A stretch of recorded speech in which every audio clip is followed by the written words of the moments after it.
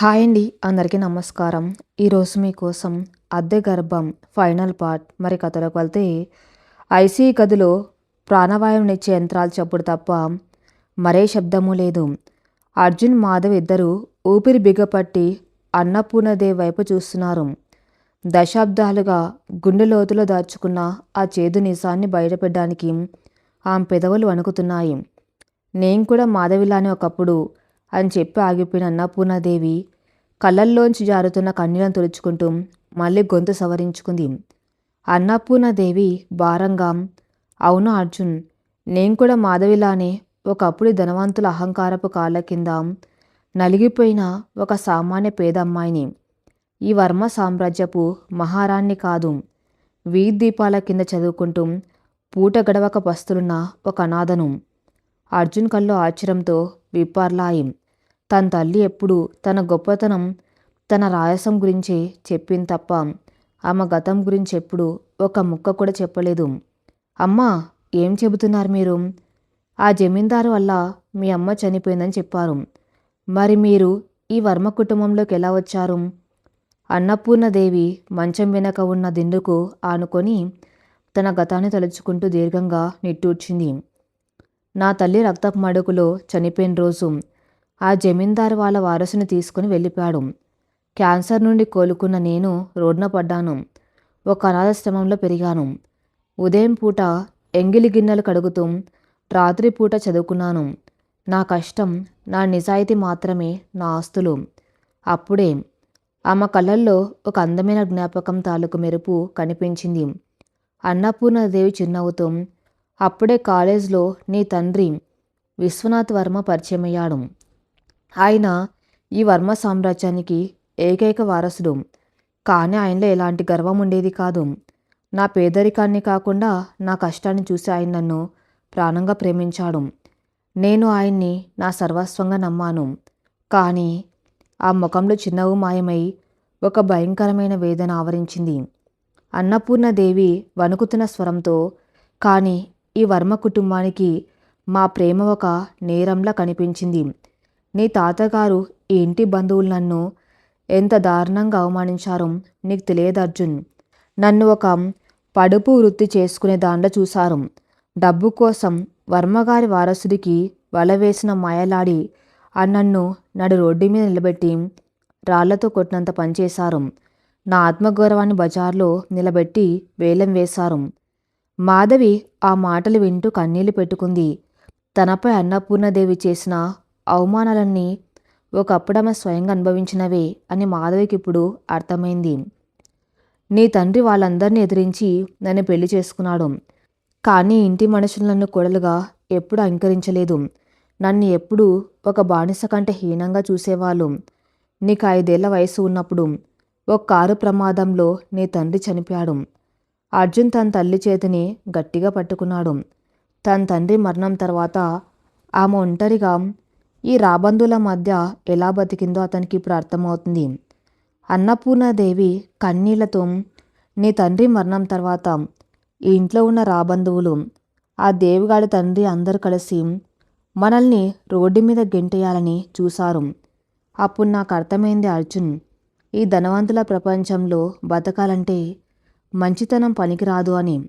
కన్నీళ్లు పెట్టుకునే పేదరికాన్ని ఈ సమాజం బతకనివ్వదని నాకు అప్పుడే తెలిసింది. అన్నపూర్ణాదేవి గంభీరంగా, అందుకే నాలో ఉన్న సామాన్యమైన అమాయకమైన అన్నపూర్ణను నా చేతులతో నేనే చంపేశాను. ఈ వర్మ సామ్రాజ్యపు మహారాణి అన్నపూర్ణదేవిగా మారాను. నన్ను అవమానించిన వాళ్ళందరినీ నీ కాళ్ళ కింద తొక్కిపెట్టాను. నువ్వు వంశోద్ధారకుడివి. నీ భవిష్యత్తుకి ఎవరు అడ్డు రాకుండా ఉండడానికి నేను ఒక రాక్షసిలా మారాను. అహంకారాన్ని నా ఆభరణంగా మార్చుకుని కఠినత్వాన్ని నా కవచంగా చేసుకున్నాను. మాధవ్కి ఇప్పుడు మొత్తం అర్థమైపోయింది. అన్నపూర్ణదేవి కఠినత్వం వెనుక ఉన్నది కోపం కాదు, మళ్ళీ ఎవరైనా తన కొడుకును అణిచివేస్తారేమో అన్న ఒక భయంకరమైన అభద్రతా భావం. అన్నపూర్ణదేవి కన్నీళ్లతో మాధవ్ వైపు తిరిగింది. నువ్వు ఇంటికి వచ్చిన మొదటి రోజు నిన్ను చూడలేదు. దశాబ్దాల క్రితం ఈ వర్మ మాన్షల్ గుమ్మం ముందు అవమానంతో తలదించుకొని నిలబడిన నా గతం నాకు గుర్తొచ్చింది మాధవి. నీ పేదరికం, నీ త్యాగం నాకు నా తల్లిని, నన్ను గుర్తు చేశాయి. మాధవి అన్నపూర్ణదేవికి మరింత దగ్గరగా జరిగింది. మరెందుకు మేడం నన్ను అంతలా అసహించుకున్నారు అని అడిగింది అమాయకంగా. అన్నపూర్ణదేవి వెక్కుతూ, అది అసహ్యం కాదు తల్లి, నా భయం. నా కొడుకు నిన్ను ప్రేమిస్తే ఒకప్పుడు నా భర్త, నేను ఎదుర్కొన్న ఆ సామాజిక బహిష్కరణ, ఆ నరకం మళ్ళీ నా కొడుకు అనుభవించవలసి వస్తుందని నేను భయపడ్డాను. నీలాంటి పేదరికంలో పుట్టిన అమ్మాయి ఈ రాబందుల మధ్య బతకలేదని నేను అనుకున్నాను. నా కళ్ళ ముందు నా గతాన్ని చూసుకుంటూ నేను తట్టుకోలేకపోయాను. అందుకే నేను నా నుండి, నా కొడుకు నుండి దూరం చేయడానికి అంత క్రూరంగా ప్రవర్తించాను. నేను ఎదిరించిన రాక్షసుల కంటే క్రూరమైన రాక్షసిగా నేను మారిపోయాను. ఆమె చేతులు జోడించి మాదేవ్ ముందు తల వంచింది. కానీ మృత్యువు అంచు నిలబడినప్పుడు నాకు అర్థమైంది, నేను నా కొడుకును రక్షిస్తున్నాను అనుకొని వాడి ప్రాణాలను తీస్తున్నానని. నువ్వు నాకంటే గొప్పదానివి మాధవి. నా ప్రేమ కోసం నేను పోరాడితే ఏ సంబంధం లేని నీ తండ్రి ప్రాణాల కోసం, నా కొడుకు బిడ్డ కోసం నువ్వు నరకాన్ని భరించావు. నేను డబ్బుతో నా వంశాన్ని నిలబెట్టాలనుకుంటే నువ్వు నీ రక్తంతో నీ వంశానికి ఊపిరిపోసావు. అర్జున్ కళ్ళల్లో ఆనంద బాష్పాలు రాలుతున్నాయి. తన తల్లిలోని కఠినమైన మంచు పొర కరిగిపోయి ఒక నిజమైన మనిషి బయటకు రావటం చూసి అతని హృదయం సంతోషంతో నిండిపోయింది. అన్నపూర్ణదేవి మాధవి చేతుల్లో ఉన్న బిడ్డను చూస్తూ మురిసిపోయింది. అన్నపూర్ణదేవి పసికందును ముద్దాడుతూ, నా మనవడు, వీడచ్చం నీలాగే. అర్జున్, వీడికి ఆస్తులు గర్వం, అహంకారం రాకుండా ఈ తల్లి తన స్వచ్ఛతతో పెంచుకుంటుంది. ఈ రోజు నుండి ఈ వర్మ సామ్రాజ్యానికి మహారాణి నేను కాదు, నా కోడలు మాధవి. ఆ మాట వినగానే మాధవ్ కన్నీళ్లు ఆపుకోలేకపోయింది. ఒకప్పుడు తనను అద్దె గర్భమని, వస్తువని అవమానించిన నోటి నుండి కోడలు అన్న పిలుపు రావటం ఆమెకు దేవుడిచ్చిన వరంగా అనిపించింది. మాధవి అన్నపూర్ణదేవి చేతులను తన చేతుల్లోకి తీసుకుంది. అమ్మ అని పిలవచ్చా అని అడిగింది కన్నీళ్లతో. అన్నపూర్ణదేవి గుండె ఉప్పొంగింది.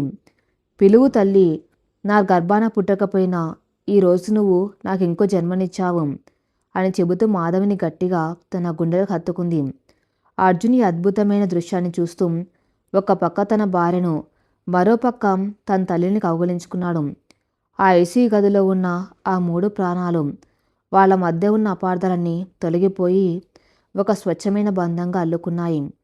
గత కొద్ది నెలలుగా వీచిన తుఫాను ఆగిపోయి వాళ్ళ జీవితాల్లో ఒక ప్రశాంతమైన వసంతం మొదలైనట్లుగా అనిపించింది. గదిలో వాతావరణం అంతా ఆనందంగా, భావోద్వేగపూరితంగా ఉంది. అన్నపూర్ణదేవి మాధవి చెయ్యి పట్టుకొని ఆమె కళ్ళల్లోకి చూస్తూ, నన్ను క్షమించు తల్లి, నీకెంతో అన్యాయం చేశాను. ఇకపై నా జీవితం నీకు, నా మనవడికి సేవ చేయడానికే అని కన్నీళ్లతో చెబుతుంది. సరిగ్గా ఆ భావోద్వేగపూరితమైన క్షణంలో బయట కారిడార్లో భారీగా బూట్ల చప్పుడు వినిపించింది. ఎవరో వేగంగా ఆ ఐసీ వైపు నడుచుకుంటూ వస్తున్న శబ్దం. అర్జున్, మాధవి ఇద్దరు ఆశ్చర్యంగా తలుపైపు చూశారు. ఐసీ తలుపులు హఠాత్తుగా పెద్ద శబ్దంతో తెరుచుకున్నాయి. 4 పోలీస్ కానిస్టేబుల్స్తో పాటు నగర సీనియర్ పోలీస్ ఇన్స్పెక్టర్ లోపలికి ప్రవేశించాడు. అతని ముఖం చాలా సీరియస్గా ఉంది. గదిలో ఉన్న వాళ్ళందరినీ ఒకసారి కలయి చూసిన ఇన్స్పెక్టర్ నేరుగా మంచం మీద ఉన్న అన్నపూర్ణదేవి వైపు చూశాడు. ఇన్స్పెక్టర్ గంభీరంగా అధికారిక స్వరంతో, మిసెస్ అన్నపూర్ణదేవి వరం, యు ఆర్ అండర్ అరెస్ట్. నిండు గర్భిణి అయిన ఈ మాధవి గారిని కిడ్నాప్ చేయించి ఆమెను మరియు ఆమె కడుపుల బిడ్డను హత్య చేయడానికి ప్రయత్నించిన నేరం కింద మిమ్మల్ని అరెస్ట్ చేస్తున్నాం. ఆ మాటలు వినగానే ఐసీ గదిలో పిడుగు పడినట్టయింది. మాధవి కళ్ళు భయంతో విప్పార్లాయి. అర్జున్ షాక్తో శిలలా మారిపోయాడు. అప్పుడే తన తప్పు తెలుసుకుని ప్రాయచిత్తం చేసుకుంటున్న అన్నపూర్ణదేవి గుండెల్లో రైళ్లు పరిగెత్తాయి. ఇన్స్పెక్టర్ తన చేతిలోని అరెస్ట్ వారెంట్ చూపిస్తూ, మాకు ఆ డాన్ భైరవ్ నుండి పూర్తి కన్ఫెషన్ లభించింది. అతనికి మీరు ఇచ్చిన సుపారీ డబ్బులు, కాల్ రికార్డింగ్స్ అన్నీ మా దగ్గర ఆధారాలుగా ఉన్నాయి. చట్టం ముందు మీ ఆస్తులు పనికిరావు. వెంటనే మాతో రావాలి. అర్జున్ ముందుకు వచ్చి, ఇన్స్పెక్టర్, ఆమెకిప్పుడే మేజర్ హార్ట్ అటాక్ వచ్చింది. మీరిప్పుడు ఆమెను కదిలించడానికి వీల్లేదు అని అరిచాడు. కానీ ఇన్స్పెక్టర్ వెనక్కి తగ్గలేదు. చట్టం తన పని తాను చేసుకపోతుంది మిస్టర్ అర్జున్. డాక్టర్ల పర్యవేక్షణలోనే ఆమెను రిమాండ్కు తరలిస్తాం. అరెస్ట్ హార్ అని తన కానిస్టేబుల్కు ఆర్డర్ వేశాడు. కానిస్టేబుల్స్ అన్నపూర్ణదేవి మంచం దగ్గరకు వస్తున్నారు. అన్నపూర్ణదేవి కళ్ళల్లో కన్నీళ్లు జారుతున్నాయి. తాను చేసిన పాపం ఇప్పుడు ఈ సంతోషపు సమయంలో తను వెంబడిస్తూ వచ్చిందని ఆమెకు అర్థమైపోయింది. ఐసీ గదిలో వాతావరణం ఉద్రిక్తంగా మారింది. ఇన్స్పెక్టర్ తన కానిస్టేబుల్కి సైగ చేయగానే వాళ్ళ అన్నపూర్ణదేవి మంచం దగ్గర కదిలారు. అర్జున్ కోపంతో రగిలిపోతూ ఇన్స్పెక్టర్కి అడ్డుగా నిలబడ్డాడు.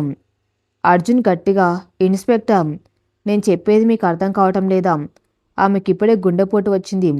ఆమెను అరెస్ట్ చేయడానికి వీల్లేదు. చట్టం కంటే ప్రాణం ముఖ్యం. పైగా నా భార్య కిడ్నాప్ కేసులో నేను ఎలాంటి కంప్లైంట్ ఇవ్వలేదు. మీరు ఎలా అరెస్ట్ చేస్తారు? ఇన్స్పెక్టర్ స్థిరంగా, ఇది సుమోటో కేసు మిస్టర్ అర్జున్. ఒక డాన్ను పట్టుబడినప్పుడు వాడు చేసిన నేర అంగీకారం చట్టం ముందు చెల్లుతుంది.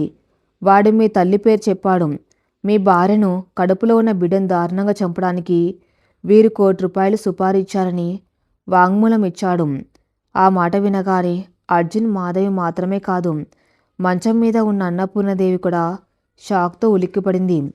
అన్నపూర్ణదేవి వణుకుతున్న గొంతుతో, చంపడానికా? లేదు లేదు ఇన్స్పెక్టర్, నేను భైరవికి డబ్బు ఇచ్చింది కేవలం మాధవిని బిడ్డ పుట్టే వరకు దాచిపెట్టడానికి మాత్రమే.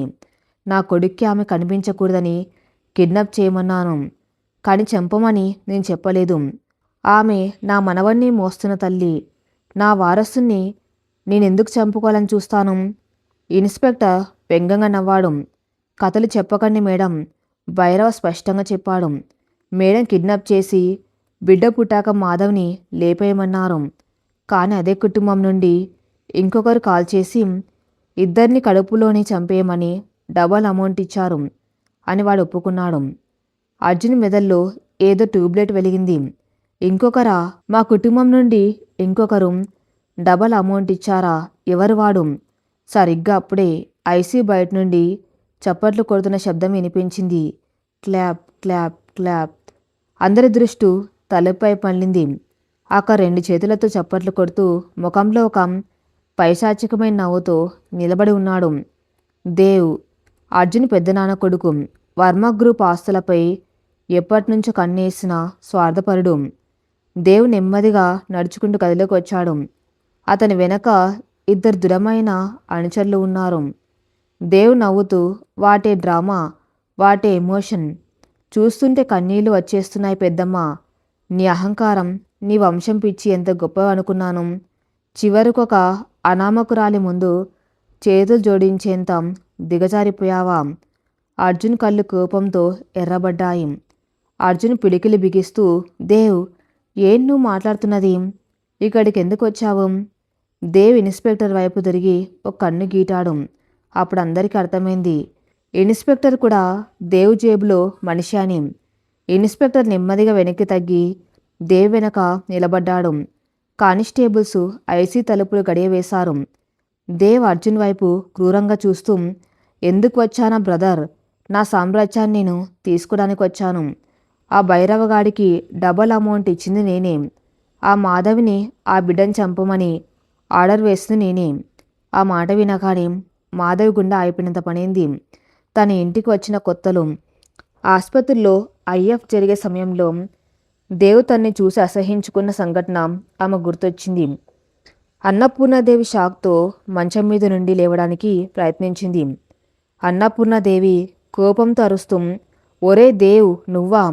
సొంత తమ్ముడి బిడ్డను, నా వంశోద్ధారకుణ్ణి చంపాలని చూసావా? ఎంత కుట్ర చేశావురా పాపిష్టి ద్రోహి. దేవ్ పకపక నవ్వాడు. ఆ నవ్వులో వర్మ కుటుంబం పట్ల అతను ఎన్నో ఏళ్లుగా దాచుకున్న విషం కక్కుతున్నాడు. వంశోద్ధారకుడు, ఈ పదం వింటేనే నాకు మండిపోతుంది పెద్దమ్మ. మా నాన్న చనిపోయాక ఆస్తులన్నీ మీ చేతుల్లో తీసుకున్నారు. నన్ను, నా తల్లిని ఒక పనివాళ్ల కంటే హీనంగా ఈ ఇంట్లో పడి ఉండనించారు. అర్జున్కు యాక్సిడెంట్ జరిగి వాడిక తండ్రి కాలేడు అని తెలిసినప్పుడు నేనెంత సంబరపడ్డానో తెలుసా?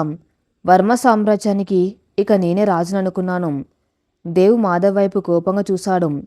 దేవ్ కసిగా, కాని మధ్యలో ఈ దరిద్రురాలు వచ్చి చేరింది. ఒక అద్దె గర్భం ద్వారా మళ్ళీ మీ వంశానికి ఊపిరి పోస్తావా? నా ఆశల మీద నీళ్లు చల్లుతావా? అందుకే ఈ ప్లాన్ వేశాను. నువ్వెలాగో ఈ మాధవిని అసహించుకుంటున్నావు. నీ పేరు చెప్పి కిడ్నాప్ చేస్తే నేను వాళ్ళను చంపేసినా ఆ నేరం నీ మీద పడుతుంది అనుకున్నాను. నువ్వు జైలుకి వెళ్తావు. ఈ మాధవి ఆ బిడ్డ పైకి పోతారు. అర్జున్ పిచ్చివాడైపోతాడు. అప్పుడు ఈ వర్మ ఇండస్ట్రీస్కి care of address Dev Varma. ఇది నా ప్లాన్. మాధవి ఏడుస్తూ తన చేతులు జోడించింది. మీకు ఆస్తులు కావాలంటే తీసుకోండి, మమ్మల్ని వదిలేయండి. కానీ అర్జున్ ఆమె చేతులను కిందకు దించి తన భార్యకు అడ్డుగా సింహంలో నిలబడ్డాడు. అర్జున్ గంభీరంగా, ఇది ఆస్తుల గొడవ కాదు మాధవి. వాడు మనిషి రూపంలో ఉన్న మృగం. వాడి కళ్ళు ఆస్తుల మీదే కాదు, మన ప్రాణాల మీద కూడా పడ్డాయి. అర్జున్ దేవి కళ్ళలోకి సూటిగా చూశాడు. నువ్వు కుక్కలా వెనక నుండి దాడి చేయగలవు దేవు, కానీ ఎదురుగా రాలేవు. ఇప్పుడు నా ప్రాణం, నా భార్య, నా బిడ్డ వాళ్ళ వైపు కన్నెత్తి చూసినా నీ కళ్ళు పీకేస్తాను. దేవు నవ్వుతూ తన జోబులోంచి ఒక చిన్న కత్తి తీశాడు. నువ్వు ఇప్పటికే భుజం గాయంతో రక్తం ఓడుతున్నావు అర్జున్. నిన్ను చంపటం నాకు 2 నిమిషాల పని. ఈరోజు ఈ ఐసీయూ మీ ముగ్గురికి శ్మశానం కాబోతుంది. ఇన్స్పెక్టర్, నువ్వు బయట కాపలా ఉండు. ఏ డాక్టర్ రాకుండా చూసుకో. ఇన్స్పెక్టర్ బయటకు వెళ్ళిపోయాడు. దేవు తన 2 అనుచరులకు సైగ చేశాడు. ఆ 2 రౌడీల ఆయుధాలతో అర్జున్ మీదకు దూకారు. అర్జున్ తన భుజం నొప్పిని మర్చిపోయి ఒక తండ్రిగా, ఒక భర్తగా తన కుటుంబాన్ని రక్షించుకోవడానికి సిద్ధమయ్యాడు.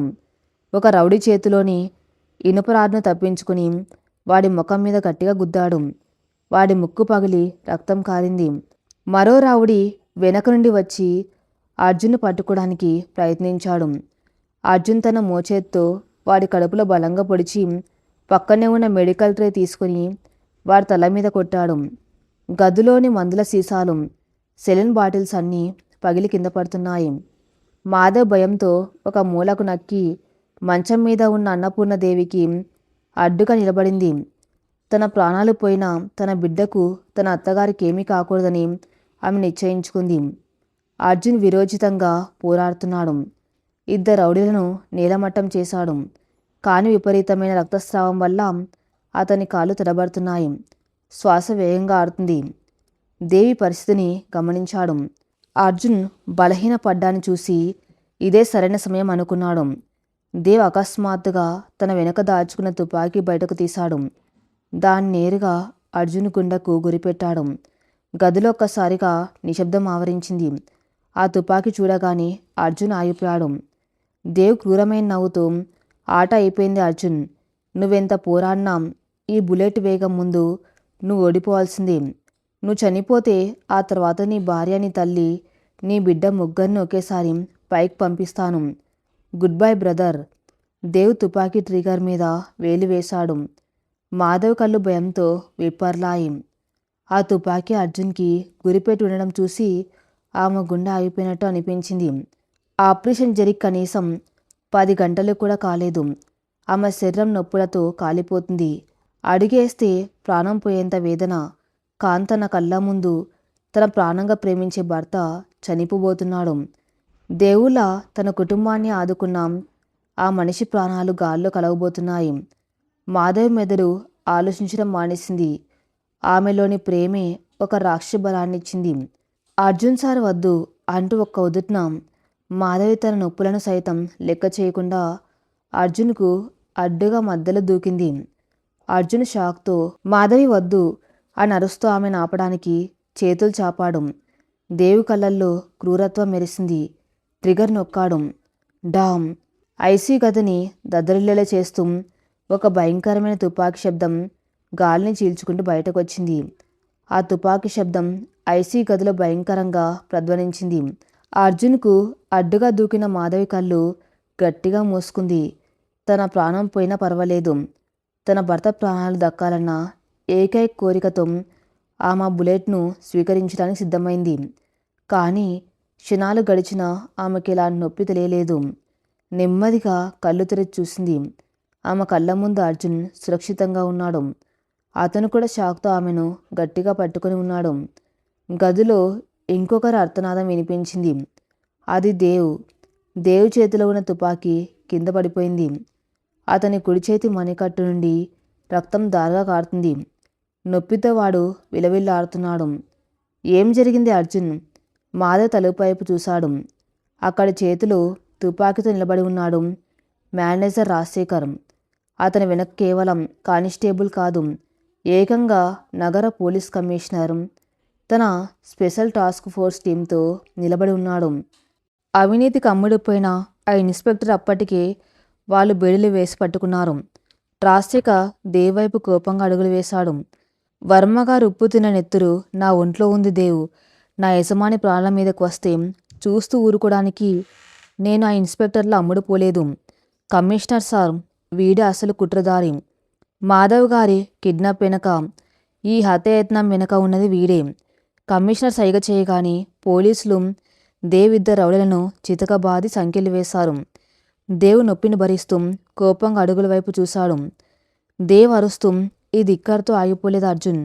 ఈ సామ్రాజ్యం నాది, మళ్ళీ వస్తాను. అర్జున్ తన భార్యను వదిలి దేవ్ దగ్గరికి వెళ్ళి వాడి కాలరు పట్టుకొని, నువ్వు ఇక ఎక్కడికి రాలేవు దేవ్. నీ జీవితం జైలు చీకటి గదుల్లోనే ముగిసిపోతుంది. ఒక తండ్రిగా నా బిడ్డను, భర్తగా నా భార్యను కాపాడుకోవడానికి నేను దేనికైనా తెగిస్తాను. అర్జున్ వాడిని గట్టిగా నెట్టేగాని పోలీసులు దేవును లాకెళ్ళిపోయారు. ఆ గదిలోని చీకటి కుట్రల నీడ శాశ్వతంగా తొలగిపోయింది. దేవ్ వెళ్ళిపోగానే అర్జున్ వేగంగా వెళ్ళి మాధవిని తన గుండెలకు హత్తుకున్నాడు. అర్జున్ భావోద్వేగంతో, పిచ్చిదానా, నా కోసం ప్రాణాలిస్తావా? నీకేమైనా అయితే నేను బతుకుతానా మాధవి?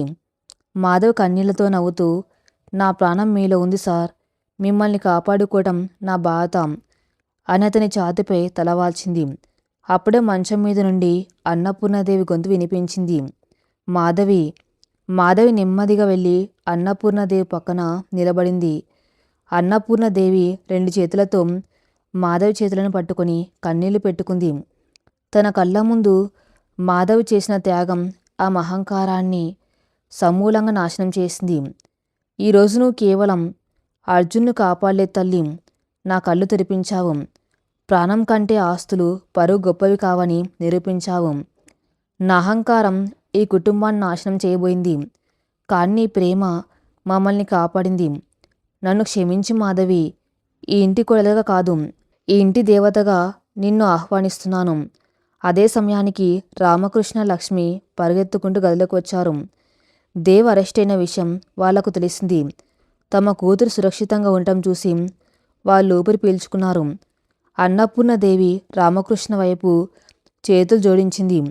రామకృష్ణ గారు, డబ్బు మదంతో మీ కుటుంబానికి నేను ఎంతో అన్యాయం చేశాను, కానీ మీ కూతురు మా ప్రాణాలు నిలబెట్టింది. ఒక తల్లిగా నేను మిమ్మల్ని ఒక భిక్ష అడుగుతున్నాను. నా కొడుకు అర్జున్కి మీ అమ్మాయి మాధవ్నిచ్చి వివాహం చేయండి.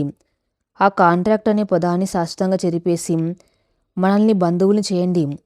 రామకృష్ణ కళ్ళల్లో ఆనంద బాష్పాలు రాలాయి. కోర్టులో ఉన్న మహారాణి ఒక సామాన్య మాస్టర్ ముందు చేతులు జోడించి అడుగుతున్న తీరు ఆయన హృదయాన్ని కరిగించింది. మీరు అడగాల అమ్మా, అర్జున్ బాబు నా ప్రాణాలు కాపాడిన దేవుడు. నా కూతురు ఆయన చేతుల్లో మహారాణిలా ఉంటుందని నాకు తెలుసు అని రామకృష్ణ ఆనందంగా ఒప్పుకున్నాడు. గదిలో ఉన్న అందరి ముఖాల్లోనూ ఆనందం వెల్లివిరిసింది. విధి పనిన కాంట్రాక్ట్ నాటకం ముగిసి ఒక స్వచ్ఛమైన ప్రేమ కథ మొదలైంది. నెల రోజులు గడిచాయి. మాధవ్ పూర్తిగా కోలుకుంది. పసికందు చిరునవ్వులు వర్మ మాన్షన్లో కొత్త ఉత్సాహాన్ని నింపాయి. ఇప్పుడు ఆ ఇల్లు ఒక అద్దె గర్భాన్ని బంధించిన జైలు కాదు, ఒక దేవతను ఆస్వాదించడానికి సిద్ధమైన కళ్యాణ మండపం. వర్మ మాన్షన్ ముస్తాబైంది. పూల అలంకరణలు, మంగళ వాయిద్యాలు ఆ ప్రాంతాన్నంతా పండగ వాతావరణంగా మార్చాయి. నగరంలోని ప్రముఖులు అందరూ ఆ వేడుకకు తరలివచ్చారు. పెళ్లి కూతురుగా ముస్తాబైన మాధవిని చూసి లక్ష్మి మురిసిపోయింది. ఖరీదైన పట్టుచీర, ఆభరణాలు ఆ మందాన్ని మరింత పెంచాయి. కానీ అన్నింటికంటే ఆ ముఖంలో చిరునవ్వు ప్రశాంత ఆమెను ఒక దేవతలా చూపిస్తున్నాయి. మండపంలో అర్జున్ పెళ్ళికొడుగ్గా కూర్చుని ఉన్నాడు. అతని కళ్ళు గుమ్మం వైపే ఉన్నాయి. మాధవి రాగానే అతని కళ్ళల్లో వర్ణించలేని ఆనందం కనిపించింది. ఇద్దరూ ఒకరినొకరు చూసుకుని మౌనంగా నవ్వుకున్నారు. వేద మంత్రాల సాక్షిగా, అగ్నిహోత్రం సాక్షిగా అర్జున్ మాధవి మెల్లో 3 ముళ్ళు వేశాడు. ఒకప్పుడు కాగితం మీద కేవలం కొద్ది నెలల కాంట్రాక్టు కోసం పడిన మాధవి సంతకం ఇప్పుడు శాశ్వతమైన బంధంలా మంగళసూత్రం రూపంలో ఆ మెల్లో నిలిచింది. రామకృష్ణ ఆనందంతో కన్నీళ్లు తుడుచుకుంటూ ఉండగా అన్నపూర్ణదేవి తన చేతుల్లో ఉన్న మనవడితో ఆ నూతన దంపతులను ఆశీర్వదించింది. ఈ రోజు నుండి నువ్వు ఈ వర్మ సామ్రాజ్యానికి మహారాణివు మాధవి అని అన్నపూర్ణదేవి ఇంటి తాళాల గుత్తుని మాధవి చేతిలో పెట్టింది. మాధవి ఆ తాళాలను అత్తగారి చేతుల్లో ఉంచి, ఈ ఇంటికి ఎప్పటికీ మీరే పెద్ద దిక్కు, నాకు అర్జున్ గారి ప్రేమ, ఈ బిడ్డ నవ్వులు ఉంటే చాలు అని చెప్పింది. అందరి మనసులు మాధవి గొప్పతనానికి నీరాజనాలు పట్టాయి. కొన్నేళ్ల తర్వాత వర్మ మాన్షన్ వెనుక ఉన్న విశాలమైన వరండా. సాయంత్రం సమయం. ఆకాశం బంగారు నారింజ రంగులతో నిండిపోయి అద్భుతమైన సూర్యాస్తమయాన్ని ఆవిష్కరిస్తుంది. చల్లటి గాలి వీస్తుంది. వరండాలో ఒక మూల రామకృష్ణ, లక్ష్మి కూర్చొని కాఫీ తాగుతున్నారు. వాళ్ళ కళ్ళ ముందు అన్నపూర్ణదేవి తన మనవణ్ణి ఒళ్ళో పెట్టుకుని ఆడిస్తుంది. ఆ పసివాడి కేరింతలు ఆ ఇంటి నిశ్శబ్దాన్ని పారద్రోలుతున్నాయి. 2 విభిన్న కుటుంబాలు హోదాలు మర్చిపోయి ఒకే కుటుంబంగా కలిసిపోయిన ఆనందం అక్కడ స్పష్టంగా కనిపిస్తుంది. వరండా చివర రైలింగ్ పట్టుకుని మాధవి నిలబడి ఆకాశం వైపు చూస్తుంది. ఆమె కళ్ళల్లో ఒకప్పటి భయం, కన్నీళ్ళేవు. కేవలం ప్రశాంత భరోసా మాత్రమే ఉన్నాయి. వెనక నుండి నెమ్మదిగా వచ్చిన అర్జున్ మాధవిని తన 2 చేతులతో ఆప్యాయంగా కౌలించుకున్నాడు. అతని గడ్డం ఆ భుజంపై ఆనించాడు. అర్జున్ గుసగుసగా, ఏం ఆలోచిస్తున్నావు నా మహారాణి? మాధవి నవ్వి అర్జున్ చేతులపై తన చేతులు వేసింది. గతాన్ని తలుచుకుంటున్నాను అర్జున్.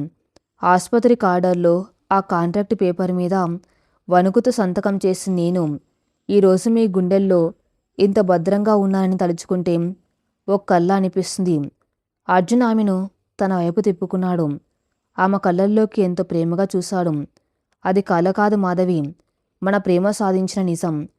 ప్రాణానికి వెలకట్టే ఈ ధనవంతుల లోకంలో స్వచ్ఛమైన ప్రేమకు వెలకట్టలేరని నువ్వు నిరూపించావు. ఓ కాంట్రాక్ట్ నిబంధనలతో మొదలైన మన ప్రయాణం ఈరోజు అనంతమైన ప్రేమగా మారింది. ఇక జీవితాంతం నిన్ను కంటికి రెప్పలా చూసుకుని కాంట్రాక్ట్ నేను రాసుకున్నాను. మాధవ్ ఆనందంతో అర్జున్ గుండెలకు హత్తుకుంది. సూర్యుడు నెమ్మదిగా అస్తమిస్తున్నాడు. కానీ వాళ్ళ జీవితాల్లో మాత్రం ఎప్పటికీ ముగిసిపోని ఒక అద్భుతమైన వెలుగు ఉదయించింది. త్యాగం, నమ్మకం, సహనం ఉన్న చోట ఎంతటి కఠినమైన శిల అయినా కరిగి తీరుతుందని నిరూపిస్తూ వాళ్ళ ప్రేమ కథ ఒక అందమైన కావ్యంగా మిగిలిపోయింది. ఈ కథ ఇంతటితో సమాప్తం. మరిన్ని మంచి స్టోరీస్ కోసం నా ఛానల్ని ఫాలో అవుతూ ఉండండి. Thank you for listening.